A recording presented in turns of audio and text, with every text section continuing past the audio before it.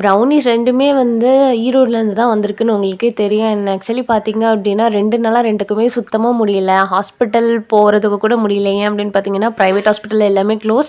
Private ஹாஸ்பிட்டல்னா நாங்க நார்மலா ஒரு ஹாஸ்பிட்டல் போயிட்டு அந்த டாக்டர்ட்ட வந்து கொஞ்சம் கன்சல்ட் பண்ணுவோம். ஏன்னா நம்ம வீட்ல நெறைய பெட் அனிமல்ஸ் இருக்கிறதுனால ரெகுலரா வந்து அவர்ட்ட கன்சல்ட் பண்ணுவோம். ஸோ அவரு வந்து ஜிஹெச் கூட்டிட்டு போங்க வெட்னரி ஹாஸ்பிட்டல்னு சொன்னாரு.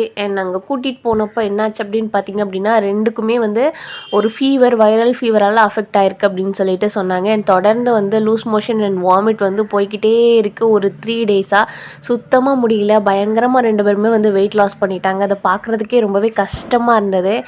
என்ன சொன்னாங்க அப்படின்னு பார்த்தீங்கன்னா, 2மே வந்து தனித்தனியா வந்து ஒரு பாக்ஸ்ல போட்டு வைங்க அப்படிங்கிற மாதிரி சொன்னாங்க. ஒரு 10 டேஸ் வந்து தொடர்ந்து வந்து ட்ரிப்ஸ் ஏத்த சொன்னாங்க.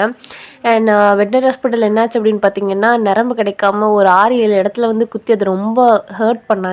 அம்மா தான் பொறுமையா உட்காந்து அதுக்கு மருந்து, சாப்பாடுன்னு குடுத்து பார்த்துக்கிறாங்க இப்போ.